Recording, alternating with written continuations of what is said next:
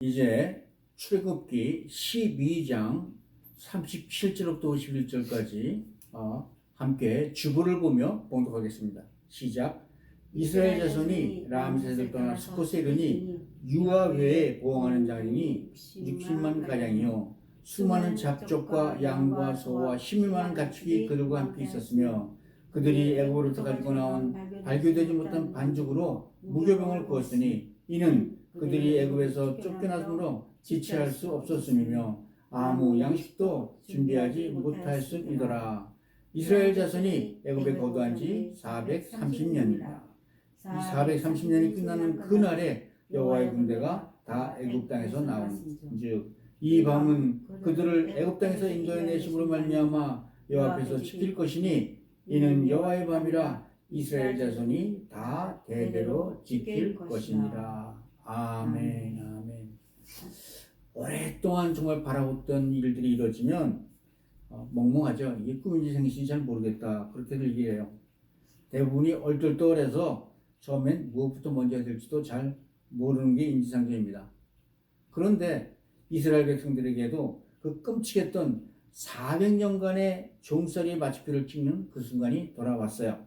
10가지 장 끝에 드디어 애굽의 바로왕이 이스라엘 백성들의 등을 떠밀며 애굽 땅에서 내보낸 거죠. 그러나 이스라엘 백성들은 모세의 지도로 하나님의 인도 아래 일사불란하게 애굽을 빠져나옵니다. 그렇습니다. 하나님은 침묵하시는 분이 아니신 거예요. 실로 하나님은 430년 전에 아브라함과 맺은 그 횃불 언약을 기억하시고 이 언약의 종지부를 찍으셨어요. 그리고 마침내 그 약속을 역사의 현장 속에서 하나님은 출애굽이라는 거대한 실제로 드러내셨던 것이죠. 오늘의 본문은 장엄한 출애굽의 시작과 그 구원을 영원히 기념하기 위한 규례에 관한 말씀들이에요. 이 시간에 출애굽의 영적 의미와 이스라엘 백성들의 새로운 정체성에 관한 말씀을 함께 나누도록 하겠습니다. 말씀을 통해 그리스도의 군사로서 새롭게 거듭나는 은혜의 시간 되시기를 주의 이름으로 축복드립니다. 아멘. 먼저 그리스도의 영성. 그리스도의 영성은 세상의 익숙함이나 편안함으로부터 떠나는 것으로부터 시작을 하죠. 우리 37절 함께 읽어볼까요? 37절 시작. 이스라엘 자손이 람셋을 떠나 숫곳에 이르니 유아 외에 보행하는 장정이 60만 가량이요. 아멘. 드디어 이스라엘 백성들은 종살이하던 고센 지방의 람셋을 떠나 출애굽을 시작합니다.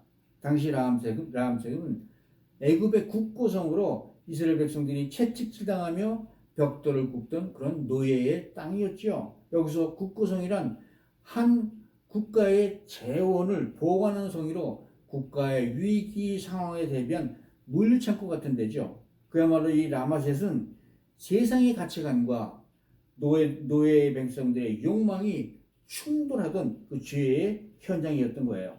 그러므로 영적으로 라마셋은 하나님이 없는 세상, 물질 중심으로 죄의 종로를 타던 옛 생활을 상징하는 겁니다. 그런데 오늘 본문은 이스라엘 자손이 이 람셋을 떠나 숫곳에 이르렀다고 기억을 해요. 이는 단순하게 영적으로 한 장소에서 한 장소로 이동한 것을 넘어서 철저한 과거와의 단절을 의미하는 것이죠. 바로의 통치 아래 세상 방식으로 살던 그 삶을 청산하고 하나님의 통치 안에 살겠다는 그런 신앙적인 결단이었어요. 우리에게 람셋은 죄의 습관이나 중독, 가난, 혹은 우리를 올가매는 이런 세상적인 가치관일 수가 있지요. 그렇습니다. 우리가 하나님의 백성이 되기 위해서는 먼저 나의 람셋은 어디에인지 무엇인지를 직시해야 한다는 거예요. 돈이나 명예 혹은 주님보다 더 의지했던 세상 욕망이 바로 우리가 떠나야 할 람셋이 되는 줄 믿습니다. 근데 여러분, 떠난다는 것은 안락함을 포기하는 그런 용기예요. 이스라엘 백성들도 아직 발효조차 되지만 않은 떡반죽을 둘러매고 숲곳을 향해 길을 떠났어요. 람셋이 이 인간 욕망의 도시라면 스콧은 초막이란 뜻을 가진 광야와 세상 간의 경계의 마을이지요. 여러분, 한 개인이 안락한 도시를 떠나 초막의 땅 스콧으로 향한다는 것은 사실은 일종의 신앙적인 역설이에요. 그러나 그 무리가 장정만 60만 합쳐서 한 200만이나 되는 백성들이라면 이는 또 다른 차원이 되는 것이죠. 이는 하나님께서 아브라함에게 약속하셨던 자손이 하늘의 별과 같이 많아지리라는 그 말씀이 실현되었다는 것을 의미하기도 합니다. 그렇습니다. 이 구원이란 것은 좀 더 상황이 갖춰질 준비가 끝난 내일까지로 미루는 것이 아니라는 거예요. 믿음이란 하나님이 부르실 때 여러 가지 상황이 갖춰지지 않았다 하더라도 즉시 그 문을 나서는 태도에 있다는 거예요. 비록 노예로 누렸던 가마솥 그 곁에 고기보다 자유인으로 하늘의 만나를 선택하는 게 우리 신앙의 본문이라는 것이죠. 람세스는 그저 히브리 노예에 불과했지만 그 문을 나서는 순간 하나님은 이제 이 백성들을 하나님의 백성으로 인정하시고 새로운 백성으로 미래를 보장하신다는 거예요. 하나님은 우리가 람셋을 떠나기로 결단을 했을 때 우리를 실패한 인생이야 하는 것이 아니라 하나님께서 구별하신 하나님의 백성으로 돌봐주시기 시작하는 줄 믿습니다. 아멘. 사랑하는 성도 여러분, 우리는 누구나 인생의 어느 한 지점에서 자신만의 람셋을 경험하고 거기에 안주하죠. 하나님 말씀에 따라 람셋을 떠난다는 것이야말로 바로 하나님을 향한 결단과 순종의 시작이 된다는 거예요. 그런데도 여러분들 아직도 아직 익숙하고 편안한 여러분들의 람셋을 머무르고 계시진 않으신가요? 하나님은 오늘 우리에게 말씀하시죠. 람셋을 떠나 자유인으로 살아가를 숲곳으로 나아가라. 아직 반죽이 익지 않았다고 핑계대지 마시기 바랍니다. 하나님께서 부르심에 순종함으로 출애굽의 길, 하나님의 백성의 길, 구원의 길로 나가는 우리 모두 되시기를 주의 이름으로 축복드립니다. 아멘. 두 번째로 하나님은 수많은 잡족과도 함께 하시는 분이시다는 거예요. 그런데 이스라엘이 출애굽할 때 이스라엘 백성들만 출애굽한 것이 아니었다는 거예요. 우리 38절 읽어볼까요? 38절 시작. 수많은 잡족과 양과 소와 10만원 같이 그들과 함께 하였으며. 아멘. 우리는 보통 이스라엘이라 하면 혈통 사회인 줄만 알았는데 정말 놀랍지 않아요? 잡족이라 불리는 이들은 아마 애굽에서 소외받던 타민족들이거나 아니면 애굽에 내려진 10개의 재앙을 겪으면서 하나님이 누구신지 깨달았던 사람들 아니었을까요? 여기서 주는 영적 의미는 분명하죠. 하나님의 구원은 혈통이나 민족에 갇혀있지 않다는 거예요. 람셋을 떠나는 구원의 대열은 처음부터 열린 공동체였다는 겁니다. 이는 장차 신약시대에 우리 민족이 모든 민족에게 복음이 전파될 것을 미리 보여주는 성경의 예고편이기도 한 거예요. 그러므로 이는 장차 예수 그리스도를 통해 완성될 만민 구원의 예표가 되는 줄 믿습니다. 그렇습니다. 하나님은 이스라엘만의 하나님이 아니라 온 열방의 주인이시오 하나님 되심을 믿습니다. 나아가 수많은 잡족들이 출애굽 대열의 합년 사건이야말로 오늘 교회의 존재 이유가 되는 것이죠. 6월절 어린양의 피는 이스라엘 백성들뿐만 아니라 그 피의 능력을 믿고 그 피발린 문화로 들어온 모든 잡족들과 종과 노예들까지 죽음의 사자로부터 보호해 주셨어요. 하나님은 이스라엘이라는 특정 혈통을 넘어 주의 이름을 부르고 그분을 주요 구원자로 영접하는 모든 자들을 당신의 백성으로 받아들여 주신 것이죠. 아멘. 마찬가지로 세상에서 소외되고 다른 배경을 가지며 때로는 잡족처럼 섞여 보이기 힘들어 보이는 이들까지도 그리스도의 사랑 안에서는 한 가족으로 받아들이는 것이 교회의 시작인 거예요. 그렇죠. 교회는 거룩하고 흠없는 자들의 모임이 아니었어요. 그래서 우리끼리의 모임이 되어서는 안 되는 것이죠. 우리는 원래부터 모두 죄 가운데 있던 잡족들이었음을 잊지 마시길 바랍니다. 그러나 주님의 은혜가 우리를 부르셨고 우리는 순종함으로 그리스도의 십자가 아래 따라왔었던 것뿐이죠. 그러므로 혹시 우리 안에 있던 우리의 영적 선민의식을 버리시기 바랍니다. 내가 볼 때 내 기준으로는 구원받지 못할 것 같은 사람들, 나와 다른 배경을 가진 사람들을 배척하지 마시기 바라요. 하나님은 오늘도 수많은 잡족들을 불러서 하나님의 나라를 빚어가시는 줄 믿습니다. 아멘. 근데 여러분, 우리는 여기서 한 가지 꼭 기억해야 할 것이 있어요. 이 출애굽의 거룩한 행렬에 동참한 잡족들 중에는 기회주의적인 무리들도 동참했다는 거예요. 그들은 하나님을 향한 참된 믿음보다는 10개 재앙이 내리신 하나님이 무서워서 아니면 이스라엘 편에 서는 게 유리해 보여서 이 참 믿음이 없이 따라 나선 이들도 섞여 있다는 거예요. 이들은 하나님의 기적을 체험했지만 이들 스스로 하나님의 백성이 되기로 결단한 적은 단 한 번도 없었다는 것이죠. 다른 말로 외적 체험은 있었지만 회개나 거듭나는 이 내적 변화는 없는 자들도 섞여 있다는 거예요. 그들은 애굽의 고통으로부터 벗어나는 데 관심이 있었을 뿐 구원 이후의 삶에는 전혀 관심이 없었다는 의미죠. 오늘날 우리 안에도 이러한 영적인 잡족이 존재할 수가 있습니다. 복음의 핵심인 회개와 거듭남이 없이 세상적 이익이나 마음의 평안만을 위해 쫓아온 무리들도 섞여 있다는 겁니다. 그들은 지금도 이 예배 자리에 앉아 있지만 그들의 마음이나 중심이나 관심은 여전히 세상 애굽에 머물러 있다는 거예요. 이것이 바로 오늘날 현대 교회가 당면하고 있는 세속주의, 혼합주의로 나가는 것이 아니겠어요? 여러분, 물론 교회는 세상 속에 존재하지만 세상과는 구별된 존재라는 것을 기억하시기 바랍니다. 성장과 포용이라는 이름 아래, 세상적 가치 아래 이 잡족들의 세상 문화를 무분별하게 수용하지 마시기 바랍니다. 교회 안에서 거듭나지 못한 세상의 가치관이 목소리를 높일 때 교회는 이 영적인 방향을 잃고 세속적인 집단으로 전락해 나갈 수밖에 없는 것이죠. 영적 잡족의 찌꺼기를 제거하여 출애굽의 정결한 믿음을 이어가는 우리 교회 되시기를 주의 이름으로 축복드립니다. 아멘. 마지막으로 하나님은 이 출애굽이 있던 밤을 여호와의 밤이라고 명명하셨어요. 우리 41절 함께 읽을까요? 시작.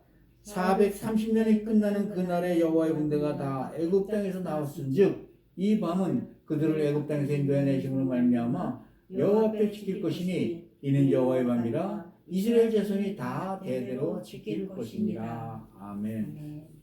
오늘 본문은 이 여호와의 밤을 430년이 끝나는 그날 밤이라고 분명히 명기하고 있습니다.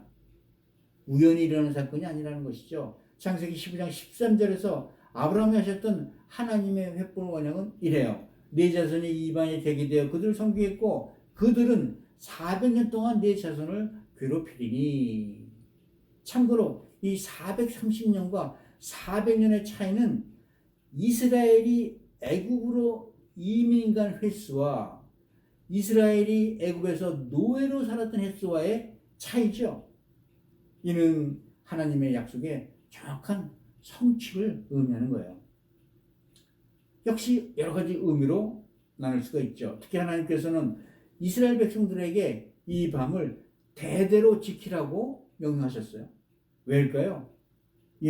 이 밤은 이스라엘에게는 구원의 밤이었지만 하나님에게는 당신의 백성을 건져내기 위해 졸지도 주무시지도 않고 일하신 밤이었다는 거예요. 그렇습니다. 하나님은 우리가 고통으로 참지 못하는 밤에도 더 큰 열심으로 일하시는 분이신 거예요. 이는 우리가 받은 구원의 은혜를 잊지 말고 항상 깨어 있으라는 의미가 되기도 하죠. 세상의 어둠이 깊어갈수록 성도들은 여호와의 밤을 기억하고 영적 파수꾼으로 살아가라는 그런 의미가 있어요. 그런데 여러분, 430년 만에 기도응답이 받았다? 기도응답이 너무 늦다고 낙심하지 않으시나요? 430년이라는 세월은 인간에게는 영겁의 세월이지만 하나님의 계획 안에서는 정확한 시간표예요. 그리고 하나님은 결단코 당신의 백성들과 맺으신 그 언약, 그날 밤을 잊지 않으신 분이라는 거예요. 만일 여러분이 지금 그 인생의 가장 어두운 밤을 통과하고 계시다면 이 밤이 바로 여호와의 밤이 됨을 기억하시기 바랍니다. 아멘. 하나님은 약속해 주신 나를 구원하시려고 이 시간 졸지도 줌시도 않고 역사하시는 분이신 줄 믿습니다. 아멘. 오늘 본문 41절에 보니까요, 오늘 처음 나타난 근데 특이한 호칭이 있죠. 하나님은 세상들께 이 이스라엘이라는 누추한 너의 백성을 향해 여호와의 군대라고 부르셨어요. 그렇습니다. 이는 이스라엘의 백성들의 정체성이 노예에서 여호와의 군대로 바뀌었다는 거예요. 그들은 불과 몇 시간 전까지만 해도 채찍질 아래 벽돌을 굽던 노예들이었어요. 자신들 스스로도 메뚜기처럼 보잘것없다고 절망하며 히브리라고 부르던 천한자들이었어요. 말씀하셨듯이 히브리라는 어원은 강 건너에서 온 불황자들을 의미하는 거예요. 정처 없이 헤매는 나그네란 뜻의 집시무리를 의미해요. 그런데 하나님은 이제 막 애굽에서 빠져나온 이 오합지대를 향해 여호와의 군대라고 선포하세요. 세상 사람들은 스펙과 소유로 그 사람을 평가하지만 하나님은 소속으로 그 정체성을 규정하신 분이신 거죠. 비록 겉모습은 초라한 피난민에 불과할지라도 이들은 만군 여호와에 소속된 군대가 된 거예요. 그렇습니다. 우리의 신분은 우리의 능력이 아니라 누구에 속해 있는가에 의해 결정된다는 겁니다. 오늘 밤 이 출애굽을 통해 이스라엘의 백성은 노예에서 군대로 그 정체성의 대전환이 이루어진 거예요.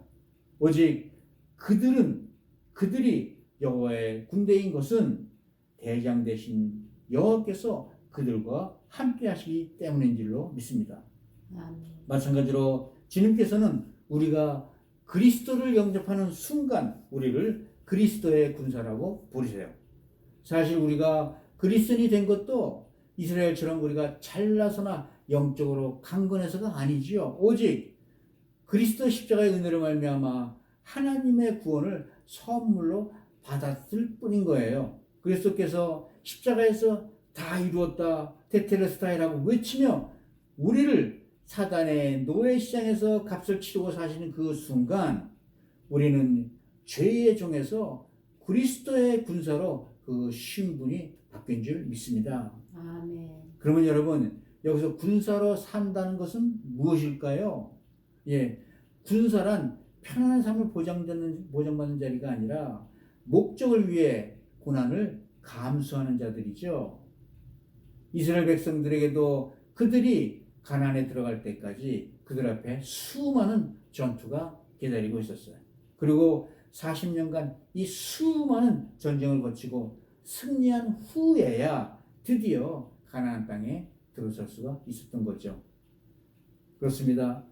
이스라엘 백성이 람셋을 떠나는 순간 하나님의 군대가 되었듯 우리도 예수를 주요 구세로 영접하는 순간 그리스도의 군사로서의 삶이 시작되는 것이죠.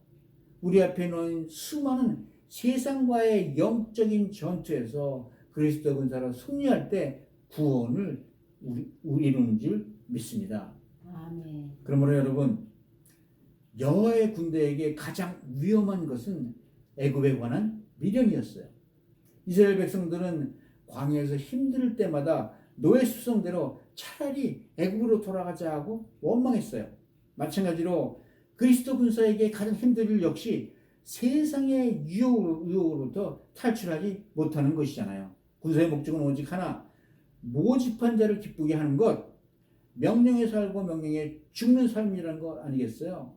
그러므로 그리스도의 군사는 이제 자기의 유익이나 자기의 감정이 그 삶의 기준이 아니라는 거예요.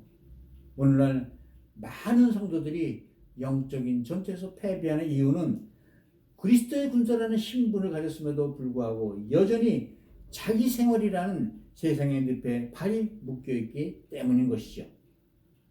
그리스도의 군사의 삶에 대해서 바울 사도는 디모데에게 디모데후서 2장 3, 4절에서 이렇게 말해요. 너는 그리스도 예수의 좋은 병사로 나와 함께 고난을 받으라. 병사로 복무하는 자는 자기 생활에 얽매이는 자가 하나도 없나니 이는 병사로 모집한 자를 기쁘게 하려 함이니라. 아멘. 나의 시간, 나의 재물, 나의 재능이 내 것이 아니라 사령관 대신 그리스도의 것임을 인정할 때 비로소 강력한 영적 무장인 순종이 시작되는 줄로 믿습니다. 노예 굴레를 벗고 그리스도의 강력한 군사로 일어서는 우리 모두가 되시기를 주의 이름으로 축복드립니다. 아멘. 말씀 맺죠. 사랑하는 성도 여러분, 이스라엘은 드디어 애굽을 떠났어요. 본문 51절은 이렇게 마무리돼요. 바로 그날에 여호와께서 이스라엘 자손을 그 무리대로 애굽 땅에서 인도하여 내셨더라. 아멘. 아멘. 예. 그런데 출애굽은요, 그저 3,500년 전 역사 속에서 일어난 그 단위적 사건이 아니란 거예요.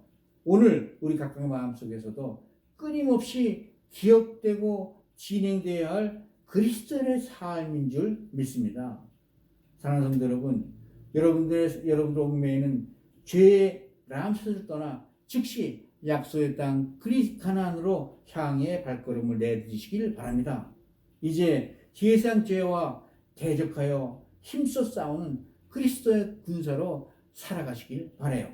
그리하면 430년의 긴 침묵을 깨고 이스라엘을 구원하신 하나님의 은혜가 여러분들과 함께 하실 줄로 믿습니다. 아멘. 항상 여호와의 밤에 펼쳐졌던 6월절의 어린 양을 기억하는 하나님의 백성으로 살아가는 우리 모두가 되시기를 주 예수 그리스도의 이름으로 축복합니다.